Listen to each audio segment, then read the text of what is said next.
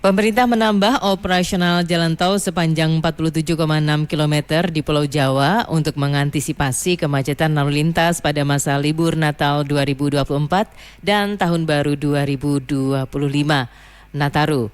Menteri Koordinator Infrastruktur dan Pembangunan Kewilayahan Agus Harimurti Yudhoyono mengatakan pemerintah telah menyiapkan langkah strategis untuk mengantisipasi kemacetan masa libur Nataru 2025.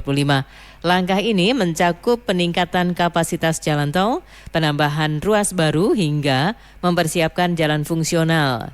Sementara AHY menjelaskan saat ini jalan tol sepanjang 1.830 km di Pulau Jawa sudah dipersiapkan dengan 90 tempat istirahat dan 422 gerbang tol yang siap beroperasi. Untuk mengantisipasi kemacetan selama libur Nataru, pemerintah juga menambah jalan tol sepanjang 47,6 km di Pulau Jawa. AHY menambahkan sejumlah jalan tol juga dibuka secara fungsional. Salah satunya adalah jalan tol Yogyakarta Solo seksi Klaten Prambanan sepanjang 8,6 km. Dikatakan AHY, pemerintah juga telah meningkatkan kapasitas jalan tol di ruas yang padat. Salah satunya tol Jakarta Cikampek.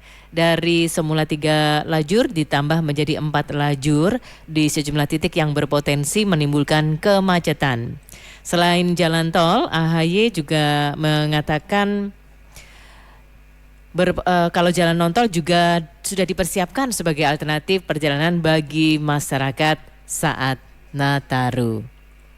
Saya bersama dengan Ibu Ismirani Saputri, Kepala OJK Kediri. Selamat datang di Radio Dengar kembali, Bu Ismi. Selamat pagi Mbak Ari, senang rasanya Segar, bisa gabung ya? lagi. Cantik Ibu ini ya, luar biasa. Baik, didampingi oleh siapa Bu Ismi? Didampingi oleh Mbak Fida Syarifah yang sudah biasa menangani seluruh pengaduan dan edukasi untuk wilayah Kediri dan sekitarnya. Baik. Mbak Ari. Apa kabar? Sehat-sehat ya? Alhamdulillah. Bu Ismi juga sehat. Sehat. Ini yang harus kita pertahankan di akhir tahun ini. Sehat supaya bisa menghadapi masyarakat-masyarakat yang kesulitan karena terjerat dengan pinjol ilegal dan juga judi online ya. Oke. Kita hari ini juga perlu memberikan pemahaman kepada masyarakat tentang literasi dan inklusi keuangan yang beberapa waktu lalu pada saat Finfest kita juga sempat singgung sedikit ya Bu Ismi ya. Tapi kita boleh jelaskan lagi. Nah, mengapa literasi dan juga inklusi keuangan itu penting untuk kita ketahui? Iya. Oke Mbak Ari, untuk literasi keuangan sendiri itu kan merupakan pengetahuan gitu ya, keterampilan, keyakinan yang akhirnya akan mempengaruhi sikap kita, perilaku kita sebagai konsumen untuk memilih sektor jasa keuangan yang tepat untuk kita gitu. Nah, kalau kita mengambil keputusan yang tepat gitu ya, tentunya kita akan mencapai kesejahteraan nantinya. Goalsnya adalah kesejahteraan ekonomi khususnya gitu kan. Kalau inklusi keuangan itu adalah ketersediaan akses terhadap produk-produk di lembaga jasa keuangan kepada masyarakat secara umum. Jadi analoginya adalah Mbak Ari punya motor, udah pakai motor itu jalan ke jalan raya, tapi Mbak Ari nggak tahu rambu-rambunya, nggak punya SIM, jadi akhirnya nerabas aja, yang penting nyampe gitu ya. Nah, kita harus punya SIM itu dan tahu rambu-rambunya. Disitulah literasi keuangan. Jangan hanya pakai produknya, tapi kita nggak tahu manfaatnya apa, kewajiban kita apa, hak kita apa, kemudian itu produk yang tepat nggak buat kita. Nah, gitu analogi secara sederhananya ya Mbak Ari. Oke. Jadi kita mesti nanya juga kepada teman-teman, kira-kira apakah sudah sangat paham soal literasi keuangan dan juga inklusi keuangan. Pentingnya untuk literasi dan inklusi keuangan itu misalnya secara lebih detailnya Bu Ismi. Oke, yang pertama tentunya meningkatkan pemahaman masyarakat. Jadi literasi itu penting banget supaya masyarakat paham yang seperti saya ceritakan tadi, produknya apa, resikonya apa, manfaatnya apa. Yang kedua, memberikan akses yang merata dimanapun, utamanya di daerah yang 3T gitu ya. Jadi masyarakat mau di kota, mau di desa, semuanya akses keuangannya merata. Itu harapannya kami ya gitu ya. Nah, yang ketiga, meningkatkan stabilitas sistem keuangan. Tentunya masyarakat yang sudah paham, terliterasi dengan baik, well literate, itu mereka akan cenderung lebih bijak menggunakan layanan keuangan, kemudian akan mengurangi resiko gagal bayarnya mereka karena mereka udah paham tuh kewajibannya apa, haknya apa, dan lain-lain. Nah, kemudian yang keempat adalah upaya perlindungan konsumen. Karena di OJK juga ada bagian yang mengawasi perlindungan konsumen gitu ya kepada masyarakat juga. Jadi literasi keuangan kan membantu masyarakat memilih produk layanan keuangan yang benar supaya mereka terhindar dari produk yang ilegal ataupun investasi bodong. Nah, itu bagian dari perlindungan OJK kepada masyarakat meliterasi gitu. Oke, boleh disinggung lagi Bu Ismi ya, produk-produk keuangan itu apa sih? Produk-produk keuangan ini kalau di OJK itu terbagi menjadi 3 sektor. Jadi kami mengawasi 3 sektor, yaitu sektor perbankan, kemudian pasar modal, kemudian industri keuangan non-bank. Di perbankan produknya tentu banyak yang sudah kita tahu seperti ada tabungan, deposito, kredit. Nah, kredit ini terbagi-bagi lagi gitu kan ya. Ada kur mikro, ada kur, kemudian ada kredit untuk investasi, kredit modal kerja, kemudian juga ada kredit konsumtif. Nah, kalau untuk pasar modal, produknya juga banyak di situ. Ada reksadana, ada obligasi, ada sun, banyak sekali di dalam pasar modal.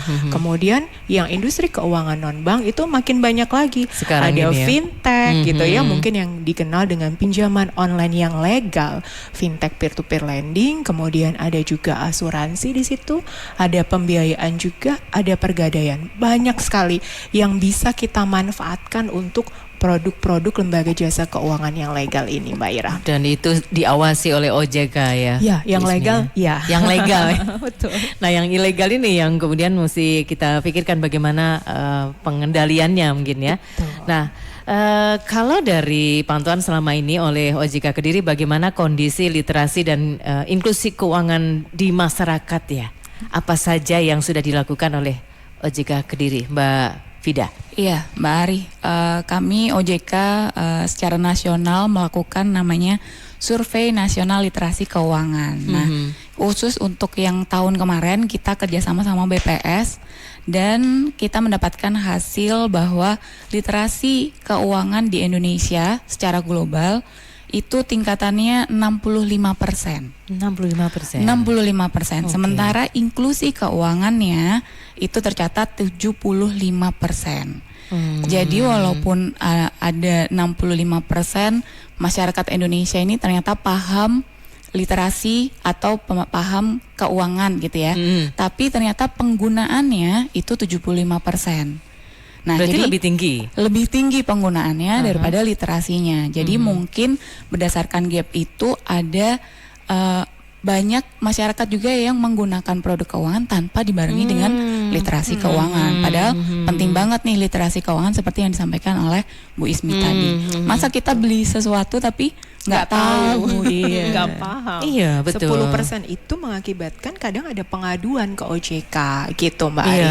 Pengaduannya tuh karena yang tadi kita ceritakan nggak paham produknya, manfaatnya, resikonya, haknya, kewajibannya gitu. Main asal pakai aja istilahnya gitu. Okay. Ada iming-iming investasi misalnya karena kita tertarik. Biasanya kan kita pasti melihat hasilnya dulu, tapi kita tidak tahu bagaimana proses sebuah investasi itu berlangsung misalnya seperti itu ya. Ternyata ada konsekuensi-konsekuensi yang kemudian ternyata kalau kita sudah terjebak ngadunya ke OJK. Gitu ya. Iya, mereka nggak paham dulu, pakai aja nanti kalau ada apa-apa yaudah deh lapor. Padahal sayang banget itu kan bisa dicegah dengan kita memahami produknya dulu dari awal, sedari dini. Betul ya, harusnya seperti itu. Oke, apa yang sudah dilakukan oleh OJK Kediri untuk meningkatkan literasi dan inklusi keuangan ini? Nah, kebetulan selama tahun 2024 kita sudah melakukan kegiatan edukasi keuangan nih, Mbak Ari. Sebanyak 70 kali itu di seluruh kota kabupaten di Matraman ya, berarti 13 kota kabupaten. Dan dengan total peserta yang ikut edukasi itu sampai 19.500, jadi hampir 20 ribuan masyarakat di Matraman ini sudah kita literasi, tapi kita juga tidak bisa jalan sendirian ya Mbak Ari. Jadi kita bersama dengan pemerintah kota kabupaten, 13 kota kabupaten itu tadi, juga bersama dengan forum komunikasi industri jasa keuangan di daerah. Jadi kita gandeng juga bank, kita gandeng juga asuransi, kita gandeng juga perusahaan pembiayaan supaya masyarakat lebih kenal. Siapa tahu mereka cuman datang ketika butuh tapi sebenarnya tidak terlalu mengenal nih. Oh, baru pas kegiatan sama kita baru, oh ini tuh ada ya, oh ini tuh diawasin OJK ya. Nah, dengan begitu kan berarti keyakinan mereka juga akan bertambah. Oh, berarti dia legal. Legal berarti insya Allah kita nanti kalau pakai pun ada yang menaungi nih. Kita kalau ada apa-apa bisa melapor gitu. Betul. Masyarakat perlu memahami ya bahwa yang legal itu mana saja gitu ya, untuk keselamatan keuangan mereka sendiri ya. Oke, kampanye-kampanye sudah dilakukan oleh teman-teman OJK, tentu tidak hanya secara pertemuan langsung ya, ada kegiatan-kegiatan lain gitu. Iya, kita selain edukasi secara tatap muka, kita juga ada tuh medsosnya OJK. Mungkin Mbak Ari udah follow atau belum nih? Kayaknya. Jadi kita ada kanal-kanal media sosial. Kalau untuk OJK Kediri sendiri di @OJK_Kediri boleh di follow. Kita biasanya juga ada konten-konten lokal. Jadi nggak selamanya berbahasa Indonesia, tapi ada bahasa kitanya sendiri, pahpeh itu pasti ada. Terus juga kalau yang secara nasional juga ada Instagram kita @OJK Indonesia. Dan juga ada biasanya kita juga pasang-pasang informasi atau edukasi lewat baliho nih Mbak Ari. Habis ini nanti saya mau ngintip akun Instagramnya ya. Saya follow wajib. Jangan sampai kalau sudah kena masalah baru mau follow gitu ya. Itu dia. Jangan sampai seperti itu. Baik, nanti kita juga akan kenali tentang dampak negatif bagi masyarakat kalau tingkat literasi dan inklusi keuangannya masih rendah. Tetap bersama teman-teman dari OJK Kediri. Dari sekarang teman-teman yang mau mempersiapkan pertanyaan-pertanyaan, apalagi yang berkaitan dengan pinjol dan juga pinjol ilegal terutama ya, dan juga judi online, teman-teman silakan disiapkan dari sekarang. Anda nanti bisa sampaikan melalui 0811 345 4000, 0811 345 4000. Kita lanjutkan public interaktif bersama teman-teman OJK Kediri. Bersama saya ada Kepala OJK Kediri Bu Ismirani Saputri dan didampingi Mbak Fida Syarifah, analis bagian edukasi dan perlindungan konsumen. Bu Ismi, itu tadi ya, kalau literasi rendah jangan-jangan kita menggunakan produk-produk terutama produk keuangan yang non-bank tanpa kita tahu. Tadi disebutkan, disinggung sama Bu Ismi, misalnya yang termasuk produk keuangan non-bank itu fintech ya, atau pinjaman online. Pinjaman online. Ada kenyataan-kenyataan di sekitar kita ya Bu Ismi yang memprihatinkan, yang mungkin sekarang ini perlu kita tahu juga. Sampai saat ini pinjaman online masih sangat meresahkan masyarakat. Nah, bagaimana nih masyarakat sebaiknya memilih lembaga jasa keuangan yang sesuai dengan kebutuhan mereka supaya tidak terjerat dengan masalah-masalah? Oke Mbak Ari, jadi pinjaman online ilegal tuh memang masih menjadi ancaman ya untuk masyarakat. Karena tuh masyarakat kan nggak tahu, tapi mereka terhimpit kepinginnya cepat dapat duit. Terus nggak mau jalan ke bank gitu ya. Jadi maunya dari yang rumah. gampang aja dari rumah, klik uangnya ke transfer. Nah itu ya kan. Nah ini memang mereka nggak paham kalau udah pinjaman online itu kan terbagi menjadi dua. Yang legal diawasi oleh OJK, sekarang jumlahnya ada 97 fintech peer-to-peer lending, dan itu bisa dicek melalui website ojk.go.id. Ada juga yang ilegal. Jumlah yang ilegal pasti lebih banyak daripada yang legal. Walaupun kami juga sudah bekerja sama untuk menutup website-website tersebut gitu ya. Nah, pertama yang masyarakat harus tahu adalah pasti menawarkan bunga yang sangat tinggi kalau yang ilegal gitu ya. Kemudian penagihannya nggak etis, nggak ada tata keramanya pasti karena nggak ada aturannya kan gitu ya. Kemudian potensi penyalahgunaan data diri pribadi. Kalau kita udah download gitu ya, yang ilegal, itu pasti kita diminta untuk mencentang, istilahnya mengapprove itu sebenarnya kalau kita centang gitu. Itu sama halnya dengan kita paraf di setiap lembar dan tanda tangan. Nah, digital kalau untuk yang metodenya digital itu centang, oke, approve. Nah, masyarakat ini nggak tahu yang dicentang apa, yang penting cepat dapat duitnya, istilahnya kan gitu. Nah, itu yang harus dipahami oleh masyarakat. Baca dulu dengan seksama gitu. Yang diminta datanya apa aja gitu. Kalau yang legal, yang diminta itu hanya 3, camilan, kamera, mikrofon, lokasi. Udah, itu aja. Nggak ada yang lain, nggak ada kontak, nggak ada galeri ya, yang biasa dimintakan kayak gitu. Nah, jadi semuanya masyarakat yang mendengarkan, yang pertama pastikan kalau butuh pinjaman online, carilah yang legal, cari yang diawasi oleh OJK gitu ya, yang diawasi dan terdaftar oleh OJK, cek di website ojk.go.id, itu yang pertama. Kemudian yang kedua, teliti dulu bunganya berapa, biayanya berapa, gitu kan. Kemudian yang seperti saya info tadi, izin akses datanya kalau yang legal hanya camilan, kamera, mikrofon, location. Yang lainnya nggak ada, gitu, nggak boleh. Kontak tidak boleh di-share, nggak boleh. Terus cek juga situsnya resmi atau enggak, aplikasinya, gitu kan. Kemudian metode penagihannya seperti apa. Nah, kita bisa cek itu ya. Ya, nanti pada saat download dibaca dengan seksama. Kalau dia yang legal, pasti menginformasikan semuanya sesuai dengan aturan yang sudah dibikin oleh OJK, yang ada di POJK. Tapi kalau dia ilegal, nah itu biasanya semua serba abu-abu gitu ya. Situsnya nggak resmi, nggak ada kantornya, metode bunganya berkali-kali lipat. Nah, itu yang kadang-kadang masyarakat tidak membaca dengan detail gitu. Nah, kemudian biasanya masyarakat itu nggak menggunakan sesuai kebutuhan. Nah, kebutuhan kita seperti apa? Kenali dulu, ini kebutuhan konsumtif atau kebutuhan modal kerja. Sejatinya sebenarnya pinjaman online yang legal itu untuk modal kerja. Untuk modal kerja ya. Karena pinjaman online yang legal itu menjembatani istilahnya masyarakat atau UMKM yang belum bankable dijembatani dengan pinjaman online yang legal. Mungkin mereka tidak punya persyaratan yang ditetapkan oleh perbankan ya. Didahulukan menggunakan pinjaman online yang legal. Tentu bunganya lebih tinggi karena apa? Karena resikonya juga lebih tinggi untuk fintechnya, untuk pinjaman online tersebut. Jadi masyarakat harus paham dulu. Karena bunganya lebih tinggi, harusnya ini memang untuk modal kerja. Karena kalau untuk konsumtif, betul. Kalau untuk konsumtif, waduh, kalau nggak bisa bayar, yang golong gitu kan ya Mbak Ari bahasanya. Iya, betul. Oke, bukan buat beli HP baru ya Bu ya? Itu juga ya Mas. Anak-anak sekarang deh kalau itu. Iya, untuk modal kerja, karena kan untuk modal kerja kan nanti pasti uang itu berputar. Jadi ada yang digunakan untuk membayar pinjamannya. Iya, gitu. Sejatinya keuntungan kita pasti lebih besar daripada bunga yang dikenakan oleh pinjaman online tersebut.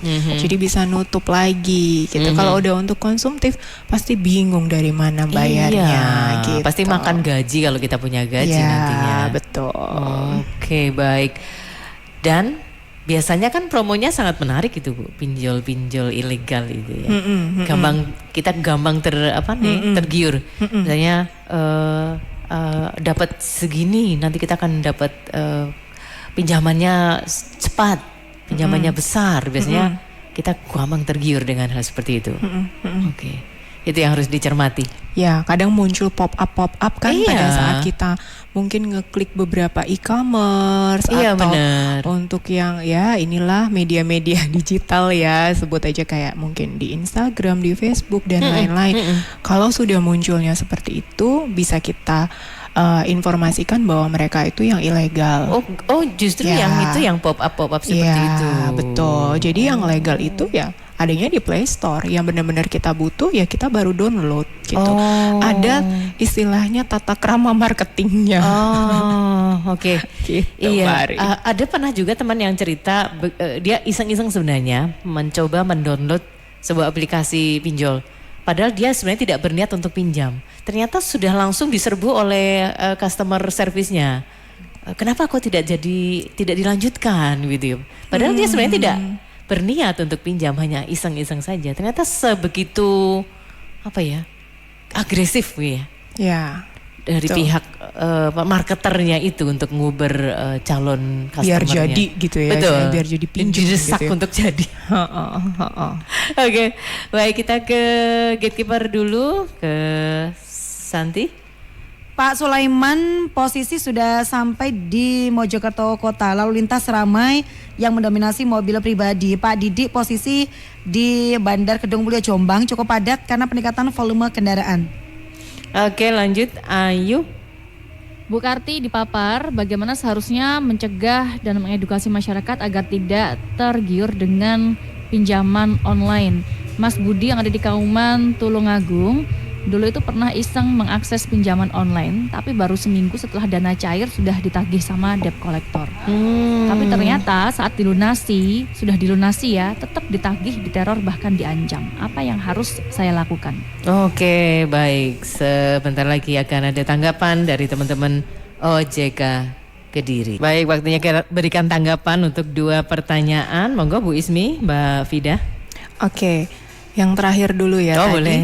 Udah bayar, terus kemudian pinjem seminggu langsung ditagih, udah bayar masih tetap ditagih gitu ya. Pak, boleh nggak WhatsApp aja ke 081 157 157 157. Itu hotline dari OJK gitu ya. Kami menerima informasi dan menerima pengaduan gitu.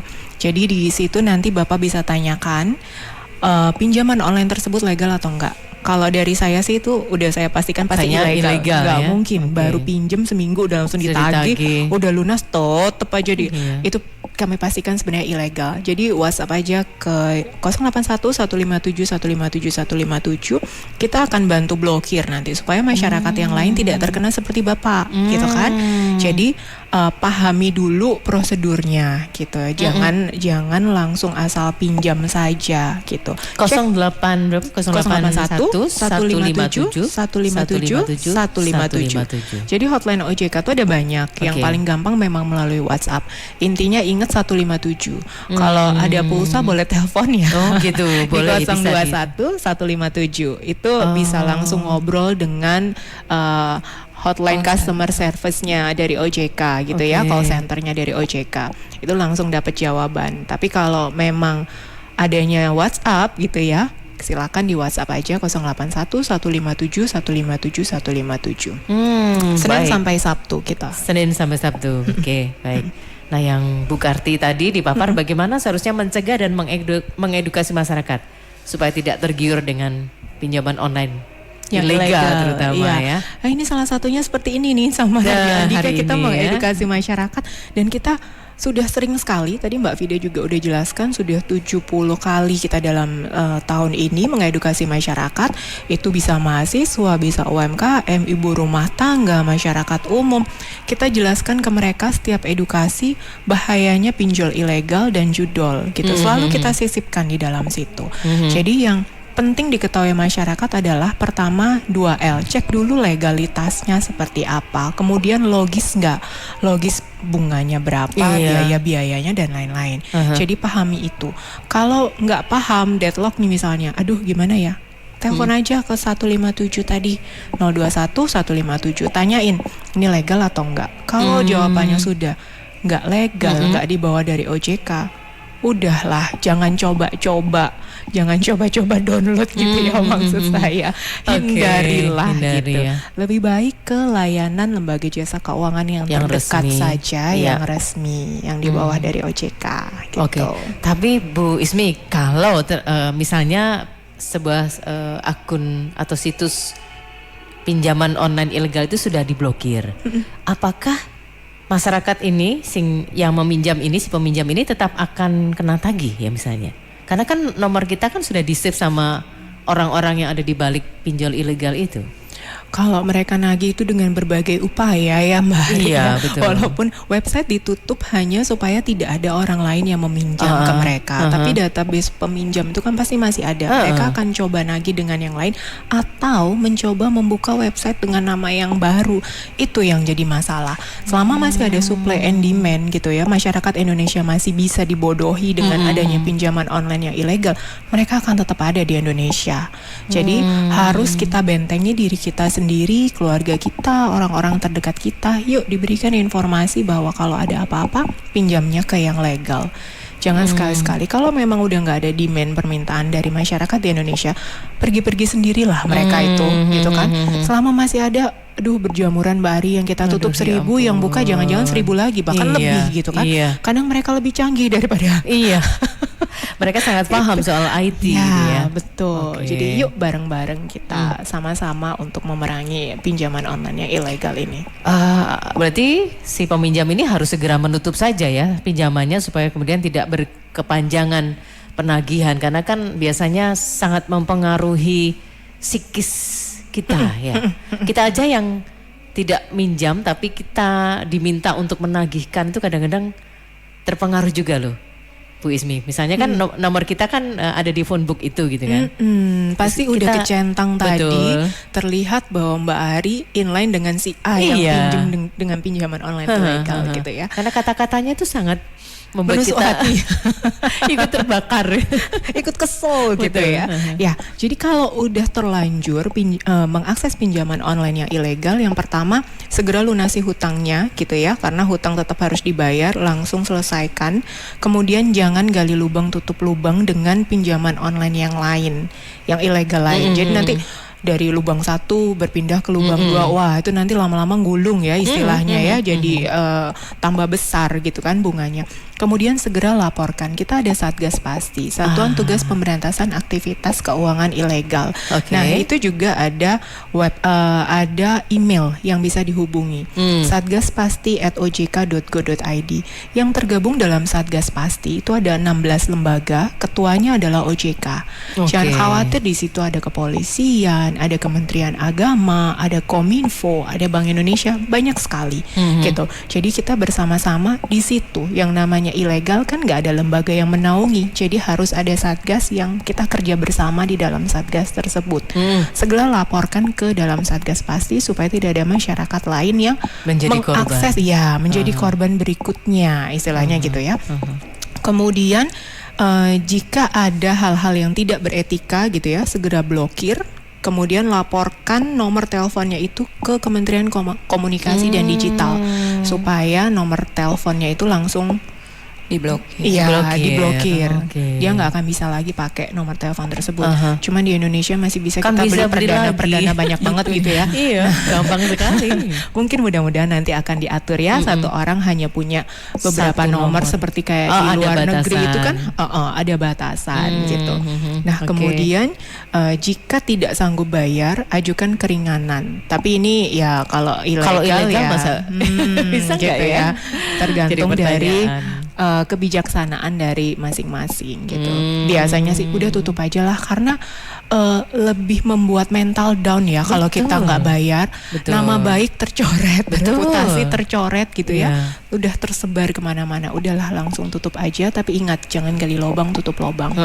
Dan Segera laporkan. kita pinjam dari pinjol lain untuk menutup pinjol yang lain gitu ya. Jangan ya, jangan. Akan semakin berlarut-larut nanti ya. Oke. Nah, ini juga termasuk apa saja yang sudah dilakukan oleh OJK terhadap pinjol ilegal. Tadi kan disebut sama Bu Ismi Satgas Pemberantasan Aktivitas Keuangan Ilegal, Satgas Pasti. Terus peningkatan edukasi masyarakat ya Mbak Vida, yang biasanya ada pertemuan-pertemuan tatap Ya, muka. sosialisasi, edukasi keuangan, betul. Kemudian juga hal lain yang sudah dilakukan oleh OJK apa ini untuk memberantas. Iya, kita Pinjol juga ilegal. sering memasukkan atau menyisipkan materi pengelolaan keuangan, Mbak Ari. Jadi kadang kan masyarakat nih, butuh ini, pakailah, pinjol lah, apalah, pay letter lah. Nah, kita juga suka menyisipkan materi pengelolaan keuangan karena sebenarnya kita individu ini adalah pribadi yang perlu melakukan pengelolaan keuangan. Bahkan kita ngajarinnya itu sejak dini. Ke teman-teman SD aja kita ngajarin siapa yang udah punya tabungan. Nah, yang kecil aja udah perlu diedukasi untuk pengelolaan keuangan. Yang gede ini juga. Nah, kita tuh disadarkan punya lagi ya. Kita punya rumus sederhana sih sebenarnya Mbak Ari. Di situ ada 10, 20, 30, 40. Nah, itu tuh dihitung dari penghasilan. Sebaiknya masyarakat itu menyisihkan 10% untuk segala hal yang bersifat sosial. Kadang kita nggak tahu teman kita sakit, terus kita masa iya nggak jenguk sih gitu kan? Ada yang tetangga ada yang sakit, masa kita nggak nengokin? Tidak nengok ya. Nah, 10% disisihkan setiap bulannya dari penghasilan, itu dimasukin entah itu di toples atau kantong terpisah, dan itu jangan diutak-atik. Itu bisa digunakan ketika memang dibutuhkan untuk tilik bayi, nengokin temannya sakit itu tadi. Iya, kemudian, saya masih belum nih kayaknya ya. belum. Nah, berarti Mbak Ari juga harus mencoba nih melakukan pengelolaan keuangan. Iya, betul. Terus 20%-nya itu untuk menabung. Karena ketika kita edukasi, kalau ke desa-desa Bu Ismi kadang kita nanyain, nabung Mbak, boro-boro mau nabung buat hidup sehari-hari aja susah. Nah, sebisanya sisihkan, bukan sisakan 20% dari penghasilan masuk ke tabungan. Jadi di awal gajian tuh Mbak Ari sudah alokasinya sudah ada. Langsung diambil. Oh ya, 20%-nya adalah untuk tabungan. Kalau di akhir nggak ada sisa. Jadi menyisakan itu, bukan menyisihkan gitu ya. Oke. Nah, yang paling penting lagi 30%-nya adalah untuk khusus sebesar cicilan hutangnya aja, cicilan yang angsuran. produktif ya. Betul. Jadi sebisa mungkin 30% dari penghasilan. Misalnya katakanlah penghasilannya 1 juta, berarti maksimal cicilannya adalah 300.000. Maksimal. Jadi kalau kita mau menentukan cicilan tuh juga mesti melihat kondisi kemampuan keuangan kita ya. Oke. Nah, yang 40 itu adalah kebutuhan kita sehari-hari tuh paling besar disisihkan sebulannya 40% dari penghasilan. Untuk biaya rumah tangga, bayar listrik, beli pulsa, bayar air, bensin gitu. Iya. Karena kita ini semakin besar gaji juga pasti kebutuhan kita akan nambah lagi terus ya. nih. Yang sebenarnya nggak dibeli jadi dibeli gitu. Nah, itu yang harus. Kalau sekarang sudah banyak aplikasi yang bisa mencatatkan pengeluaran kita sebenarnya. Boleh pakai aplikasi apa aja.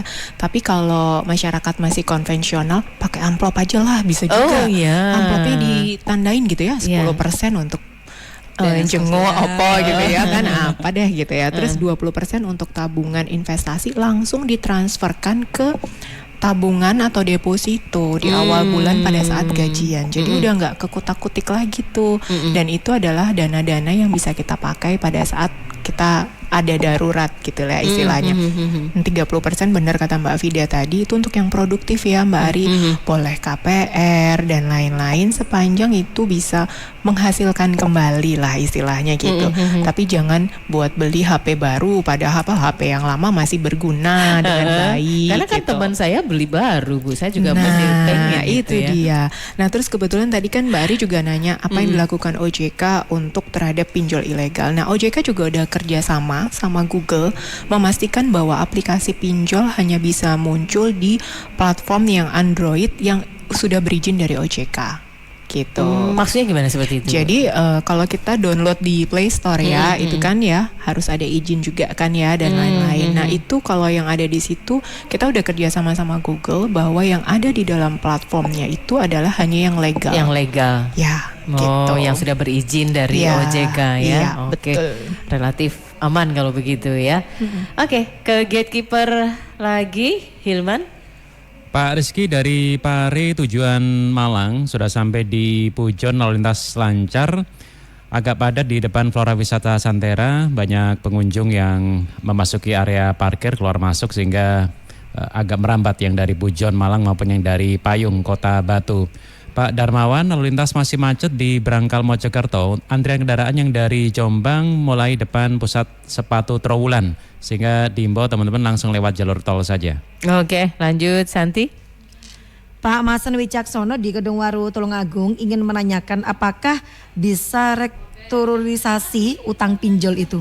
Restrukturisasi Oh ya. ya, restrukturisasi. Oke, baik. Sebentar lagi ya Pak Mason jawabannya dari teman-teman OJK Kediri. Pertanyaan dari Mas atau Pak Mason Wicaksono ini nanti juga akan menjembatani kita ke arah judi online ya, Bu Ismi sama Mbak Vida ya. Silakan kalau Mas Mason ini menanyakan apa bisa restrukturisasi ya utang pinjol itu. Nah, kita lihat dulu sih Mbak Ari, pinjaman online-nya legal atau ilegal. Kalau itu legal berarti kan ada di pengawasan OJK. Dan memang kalau kita harus pahami dulu nih bahwa pinjol itu sebenarnya fintech peer-to-peer lending itu sebenarnya adalah wadah. Wadah yang mempertemukan antara orang yang memberi pinjaman ke orang yang meminjam. Nah, yang memberikan kebijakan untuk restrukturisasi adalah orang yang memberikan pinjaman ya. Betul. Nah, apakah bisa, memungkinkan nggak? Mungkin aja, silahkan ajukan aja keringanan pembayaran, misalnya entah itu angsuran atau total pelunasan, disampaikan aja melalui platform pinjaman online-nya. Nanti dari teman-teman pinjaman online-nya akan disampaikan ke si pemberi dana. Asalkan legal ya, maaf ya, asalkan legal ya. Nah, itu nanti dari pemberi dana akan melihat, dia akan melihat, oh kira-kira aku masih ini nggak ya, masih bisa memberikan kelonggaran waktu nggak ya ke si A ini, karena aku merasa oh iya kayaknya usahanya dia masih akan berjalan nih. Ya udah, kalau memang iya dia akan memberikan kebijakan untuk memberikan keringanan. Tapi kalau enggak pun ya kita tidak bisa menolak sebagai peminjam gitu kan, karena kebijakan dari si pemberi dana tidak memberikan restrukturisasi. Nah, itu kita harus bisa menerima juga. Dan itu tetap hutang ya, dimana hutang itu dibawa sampai mati gitu kan ya. Jadi harus segera dibayarkan sesuai dengan nominal yang telah disepakati. Oke, begitu ya Pak Mason. Mungkin ada temannya yang kena masalah seperti itu, bisa disarankan seperti apa yang disampaikan oleh Mbak Vida tadi. Oke, Bu Ismi, Mbak Vida, sekarang kita juga perlu ini mengingatkan teman-teman soal judi online, karena terakhir-terakhir ini saya tuh sering melihat gitu teman-teman gitu asik dengan HP-nya, tidak mengingat dia harus kerja atau apa ya. Ternyata mereka asik judi online gitu ya. Tapi judi online ini sebenarnya bahayanya itu apa? Masyarakat juga perlu tahu ya. Jadi wes gak ada manfaatnya lah istilahnya gitu ya Mbak Ari. Bahaya sudah kabeh pasti ya, sudah pasti tidak ada manfaatnya. Jadi itu jadi tren di masyarakat karena beberapa faktor. Yang pertama, pelarian dari masalah atau stres biasanya. Itu kan dianggap games ya sama mereka ya. Iya, saya pikir tuh games loh, game biasa itu. Game biasa, terus ternyata pakai duit dan lain-lain. Nah, patut dicurigai lah nanti kalau bisa tarik juga gitu ya. Jadi itu awalnya memang membuat pelarian dari masalah awalnya, habis itu malah jadi masalah beneran. Iya, gitu ternyata mengundang masalah. Iya, betul. Kemudian trigger kita sebagai manusia selalu ingin menang, gitu kan? Kalau udah kalah, coba penasaran. lagi, penasaran aku kapan nih menangi. Padahal gak tahu menang nanti, ya kan? Iya. Pasti kalah terus, wes. Kita Yang kalah menang sama cuma sistem. Bandarin. Oh, iya. Betul. Dikalahkan sama sistem ya. Kemudian budaya ikut-ikutan atau FOMO. Jadi temennya ada yang main atau mungkin pernah menang sedikit, ngajak lagi temennya yang lain lagi. Atau mungkin dia cerita, oh aku dari judi online bisa beli motor, dapat ini. Nah itu, wes ya kan. Nah itu dia nggak tahu legalitasnya sama resiko dari judi. Hati-hati loh, judi juga bisa dipenjara loh. Iya, Gitu. betul. Ada undang-undangnya. Kemudian faktor dari desain judi online itu kadang-kadang aksesnya gampang banget gitu ya. Fiturannya, tampilannya menarik, gambar-gambarnya gitu kan, betul. menjadikan teman-teman yang padahal remaja juga banyak tuh yang ikut-ikutan sekarang main gitu kan. Nah, ya kayak gitulah. Jadi yang dikhawatirkan tuh sekarang masyarakat itu FOMO gitu ya. Kemudian menghalalkan segala cara untuk mendapatkan cuan yang mudah. Padahal nggak akan pernah dapet itu cuannya. Adanya cuannya dia hilang kan gitu ya. Betul, Nah, betul. itu dia. Jadi sekarang jadi combo ilegal lah ya istilahnya. Waduh. Combo ilegal itu udah sumber dananya ilegal dari pinjol yang ilegal, mainnya ke judi online yang seperti itu pasti Iya, ilegal pasti juga, ilegal. atau aktivitasnya ilegal, bisa juga dia menginvestasikan uangnya ke investasi yang ilegal. Nah itu KB Aduh. segitiga apa namanya tuh Mbak Vida? Triangle of evil. Tapi Triangle kalau of di evil. bahasa Segitiga Indonesia- setan. Iya, segitiga setan. Segitiga setan ya. Oke. Gitu. Nah, kita bisa bagaimana cara kita mengenali games itu sebenarnya judol? Karena kan penampilannya seperti games itu ya. Yang pertama pasti melibatkan uang yang nyata dulu. Ya, kita pasti diminta menyetorkan uang sebagai modal. Pertama dikit-dikit beli koin dulu Iya. gitu ya.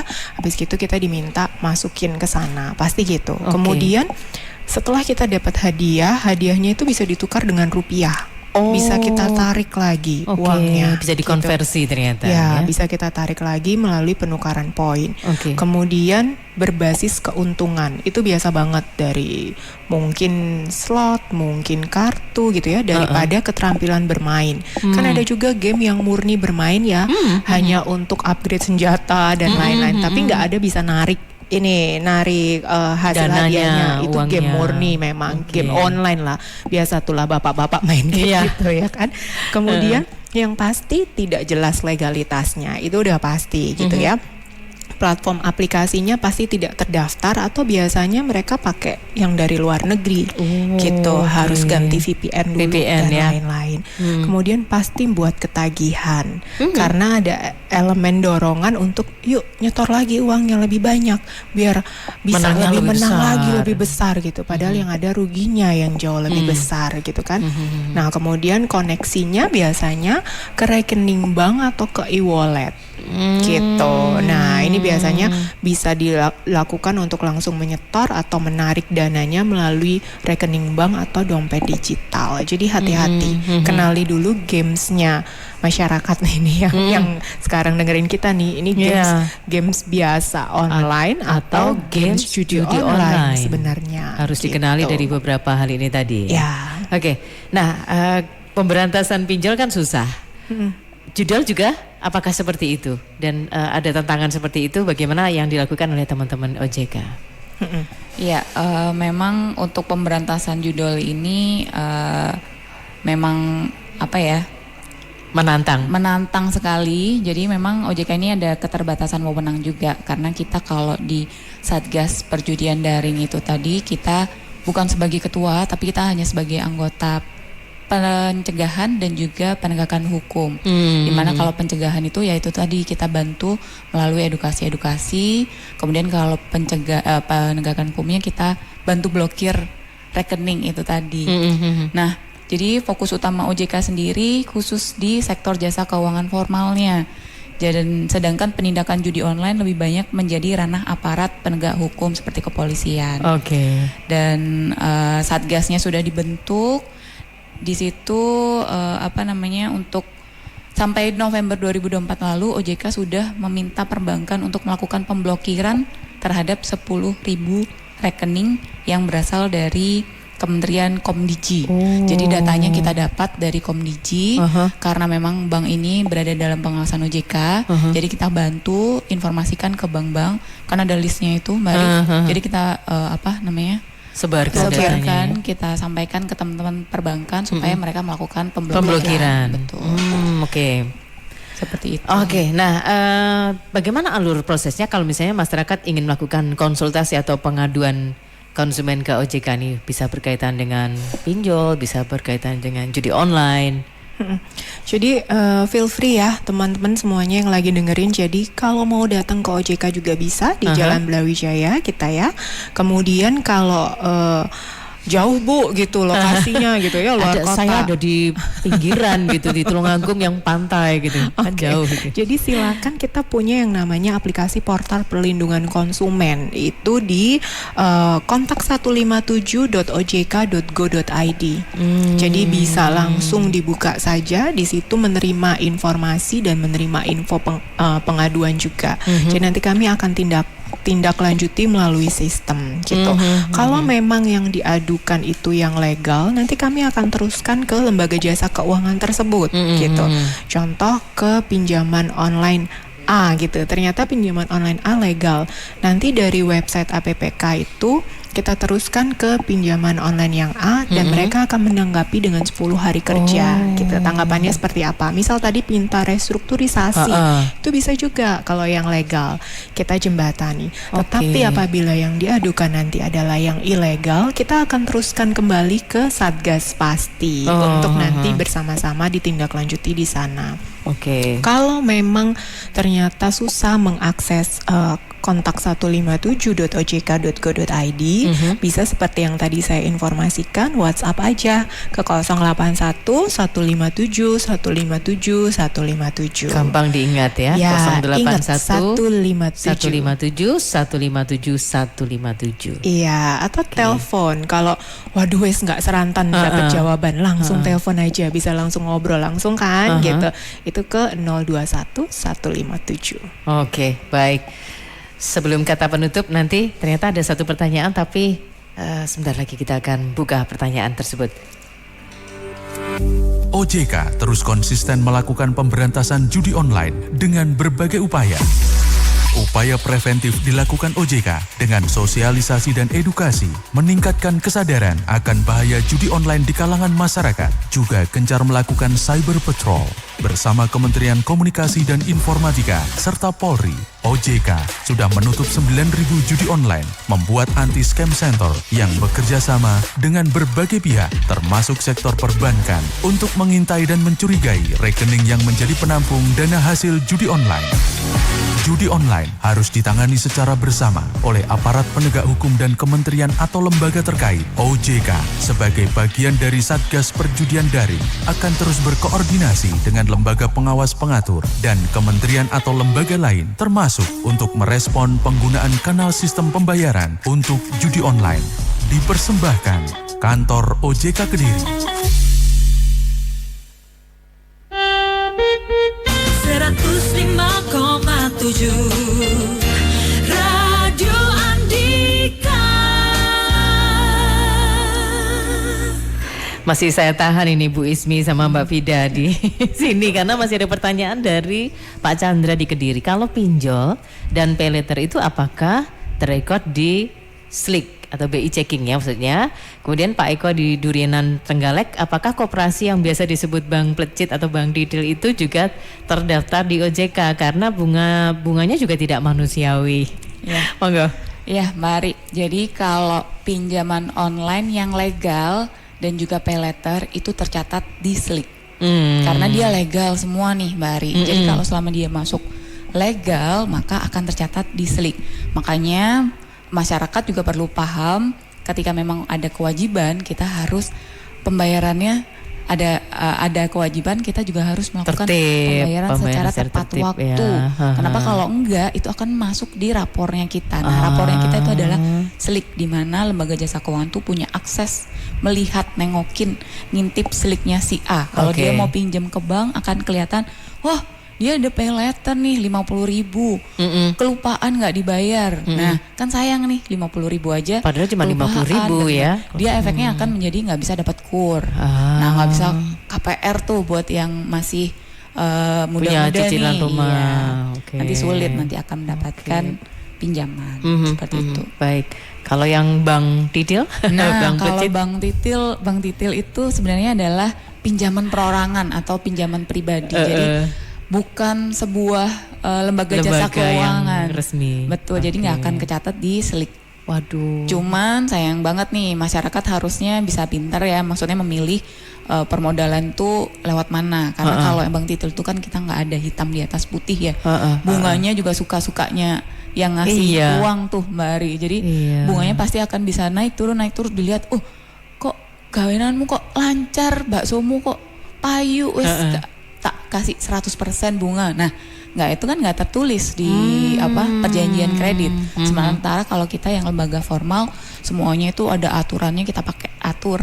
kita atur mereka semua supaya mereka sama-sama nih menguntungkan untuk lembaga jasa keuangan, tapi juga membantu masyarakat untuk mendapatkan permodalan. Betul. Gitu. Oke, sekarang waktunya kita dengarkan closing statement dari Bu Ismi sebagai Kepala OJK Kediri. Monggo. Oke, masyarakat gitu ya, mari kita bersama-sama lebih cermat dan waspada dalam memilih layanan keuangan sesuai dengan kebutuhan. Kenali dulu kebutuhan kita seperti apa dan hindari godaan-godaan dari keuntungan yang instan. Kemudian kami juga menghimbau masyarakat jangan coba-coba sekali-sekali menginstal pinjaman online yang ilegal ataupun main judi online karena itu sangat merugikan, tidak ada untungnya, bahkan dapat mengganggu kesehatan mental, mengganggu hubungan dengan keluarga, dan terjerumus masalah-masalah hukum. Ya, kalau ada apa-apa menemukan indikasi praktek keuangan yang ilegal, segera hubungin kanal OJK. Bisa lewat 021157 ataupun WhatsApp di 081 157 atau melalui aplikasi portal pelindungan konsumen di kontak 157.ojk.go.id. Mari kita sama-sama lindungi masa depan dan keluarga dari jeratan pinjol ilegal maupun judi online. Baik, itu ya, semangat kita harus sama ya Bu Ismi antara masyarakat dengan OJK. Tidak terlibat judi online, tidak terlibat pinjaman online ilegal. Terima kasih Bu Ismi hadir di Radio Andika. Terima kasih Mbak Fida juga. Teman-teman OJK semoga sukses untuk membuat masyarakat terhindar dari namanya pinjol ilegal dan judi online. Amin. Sampai ketemu lagi. Ya, makasih. Sama-sama. Baik, selamat pagi. Terima kasih juga teman-teman yang berinteraksi bersama-sama dengan teman OJK Kediri.